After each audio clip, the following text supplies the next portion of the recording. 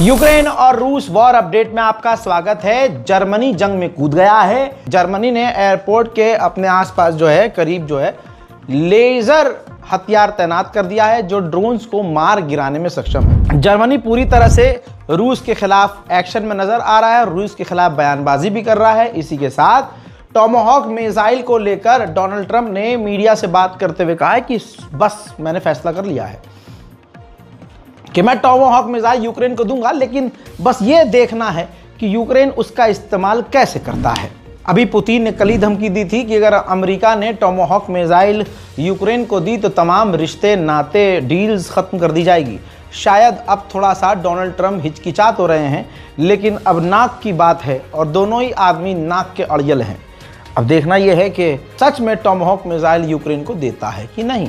हालांकि संभावना यही है कि वो देगा। हजरात मोहतरम, वहीं यूक्रेन के राष्ट्रपति ज़ेलेंस्की ने कहा है कि जो रूस हथियार इस्तेमाल कर रहा है जैसे ड्रोन और मिसाइल, उसके अंदर जो पार्ट्स मिल रहे हैं वो वेस्टर्न देशों के मिल रहे हैं। Germany, France, Britain, America, UK, Korea, Netherland, Japan, Taiwan, पता नहीं बहुत सारे देशों का नाम ले लिए।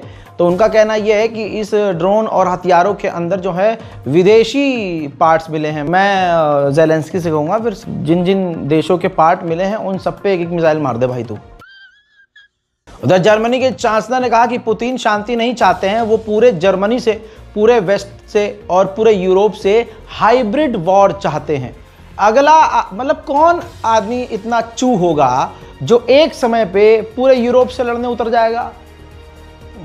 कुछ भी बोल रहे हैं, आगे बढ़ते हैं। अब ज़ेलेंस्की ने एक और खतरनाक बात कह दी कि यूरोपीय यूनियन में हर हाल में ज़ेलेंस्की यानी यूक्रेन शामिल होगा, चाहे हंगरी माने या ना माने, चाहे हंगरी के साथ शामिल हो या हंगरी के बिना शामिल हो। यूरोपीय यूनियन की ऑफिशियल ने इंटरव्यू में कहा है कि अगर हम रूस की प्रॉपर्टी को जब्त करके उसका पैसा यूक्रेन को ना दें तो सारा लोड हम यूरोपियन पे आ जाएगा और यूरोप के जो टैक्स पेयर लोग हैं, आवाम हैं, उन पर लोड पड़ जाएगा, जो गलत होगा। A reparation loan is based on the frozen assets, so it's based on the Russian assets actually, and the system is so that if Russia does not pay the reparations to Ukraine, then these assets are not given back. If Russia decides after this war is over to repay all the damages that they have caused, then of course these assets will be given back, and this loan is not there. But if we don't take those assets into account, then it's on our taxpayers, that's for sure. उधर Russia ने Ukraine के Zaporizhzhia के इलाके पर सुबह खतरनाक बमबारी कर डाली।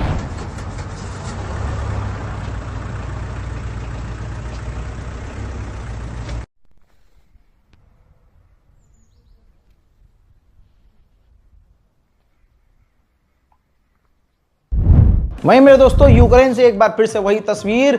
ज़ेलेंस्की के करीबी कमांडर, फौज के लीडर्स जो बड़े हैं जनरल, वो इलाके में घूम रहे हैं और यूक्रेनी नागरिकों को ज़बरदस्ती डिटेन करके सेना में शामिल करने के लिए ले जा रहे हैं। वहीं रूस को मिली है बड़ी कामयाबी। यूक्रेन के नौतरांदोए के इलाके में कब्जा करके रूस ने अपना झंडा लहरा दिया है। यूक्रेन की एक कंपनी जो पहले यूक्रेन में हथियार बना रही थी, अब उस कंपनी ने डेनमार्क में भी अपना कारखाना खोल लिया है। यानी यूक्रेन के लिए अब डेनमार्क में भी हथियार बनेंगे। रूस की इंटेलिजेंस ने खुलासा किया है कि बर्तानिया की सरकार रूस को भड़काने के लिए रूस के खिलाफ कोई खतरनाक कदम उठाने वाला है, जिससे हालात और तनावपूर्ण हो जाएंगे। वहीं ताजा मंजर में देखा जा सकता है कि रूस के ड्रोन यूक्रेन पर बड़े हमले कर रहे हैं।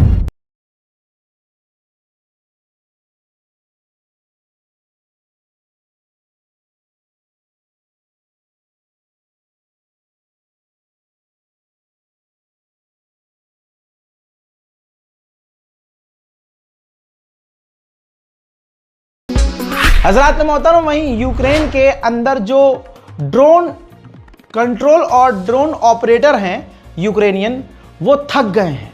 उन्होंने प्रॉपर वीडियो बनाया है और मांग की है अपनी सरकार से कि अब बस कर दो, बहुत हो गया, हमें जंग नहीं चाहिए, बहुत लाशें देख ली, बहुत धमाके, बहुत तबाही। ये यूक्रेन के सैनिक हैं, सुनिए। ДК-8, який спеціалізується на діпстрайку, на глибинних ураженнях безпілотними авіаційними ударними комплексами.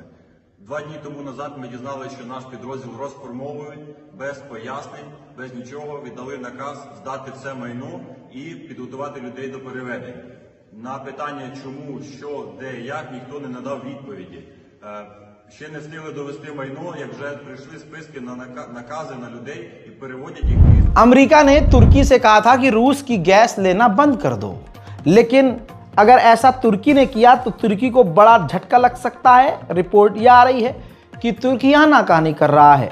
उसका कहना यह है कि वो रूस से तेल लेता रहेगा। रूस का एयर डिफेंस सिस्टम BUK जो काफी अच्छा माना जाता है, यूक्रेन ने अपने एक छोटे से ड्रोन से उसे तबाह कर दिया।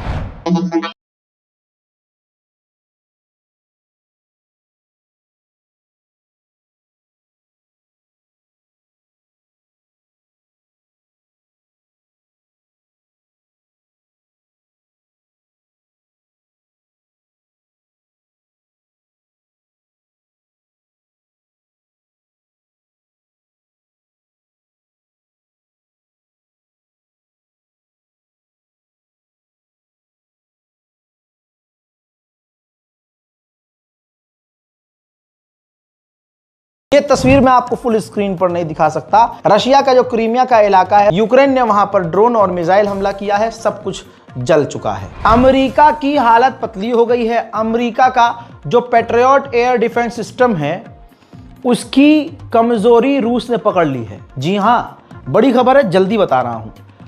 इसी वजह से अब यूक्रेन के अंदर अमेरिका पैट्रियट डिफेंस सिस्टम नहीं भेज रहा है, वो उसके अलावा कोई अलग तरह के एयर डिफेंस सिस्टम भेजना चाहता है, क्योंकि पैट्रियट की कमजोरी रूस ने पकड़ ली है।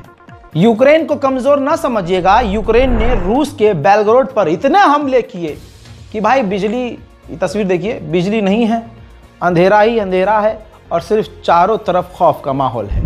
यूक्रेन के राष्ट्रपति ज़ेलेंस्की से मिलने के लिए नीदरलैंड के प्रधानमंत्री अपनी डेलीगेशन के साथ आए। उनका स्वागत बहुत बेहतरीन तरीके से ज़ेलेंस्की ने किया और तमाम हालात को उनसे साझा किया। हजरात, यूक्रेन के आप साथ हो या रशिया के, फर्क नहीं पड़ता, लेकिन यह बात माननी पड़ेगी कि यूक्रेन रूस से बेहतर लड़ रहा है।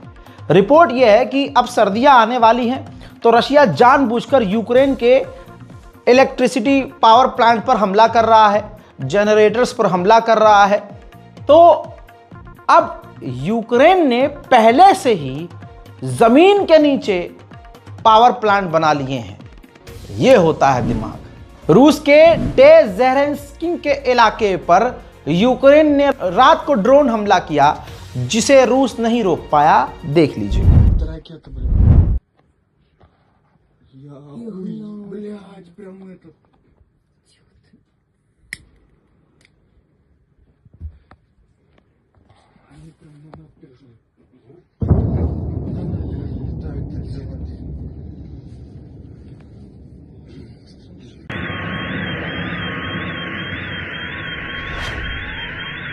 यूक्रेन को फिर से कह रहा हूं, कमजोर ना समझना। यूक्रेन ने रूस के अंदर ट्यूमन नाम के शहर पर हमला किया, जो यूक्रेन से 2000 किलोमीटर दूर है। Just imagine, 2000 kilometre. मैप देखिए, देख रहे हैं आप, यूक्रेन से ये जो ट्यूमन इलाका है 2000 किलोमीटर दूर है। 3 ड्रोन रूस के उस इलाके में दागे हैं। अब ये दोनों वीडियो उसी का है। 2000 किलोमीटर रूस के अंदर का ये शहर है या गांव कह लीजिए, कुछ भी। इन हमलों को, यूक्रेन के इन हमलों को नहीं रोक पाया रशिया। वहीं यूक्रेन के राष्ट्रपति ज़ेलेंस्की ने यूरोपीय यूनियन और पूरी दुनिया से मांग की है कि रूस पर पाबंदियां और बढ़ा दी जाएं। इसी तरह से यूक्रेन के खार्किव का एक वीडियो आया है, जिस खार्किव यूक्रेन के इलाके में रूस के ड्रोन जाकर टकराए हैं और यूक्रेन को नुकसान हुआ है। वहीं रशिया ने कहा है, हमने 251 यूक्रेन के ड्रोन को मार गिराया है। रशिया के बेलग्रोड के इलाके पर जब यूक्रेन ने हमला किया तो उस हमले में 2 रूसी लोग मारे गए और हमला इतना खतरनाक था कि बेलग्रोड के इलाके में बिजली कई घंटे गुल हो गई। तो दोस्तों, यूक्रेन और रूस वॉर अपडेट में फिलहाल के लिए इतना ही। चैनल को सब्सक्राइब कीजिए। अगर आपको ये अपडेट, रूस और यूक्रेन वॉर का अपडेट रोज चाहिए तो कमेंट जरूर कीजिएगा। मैं हूं रजा और आप देख रहे थे रजाग्राफी अनस्क्रिप्टेड। जय हिंद।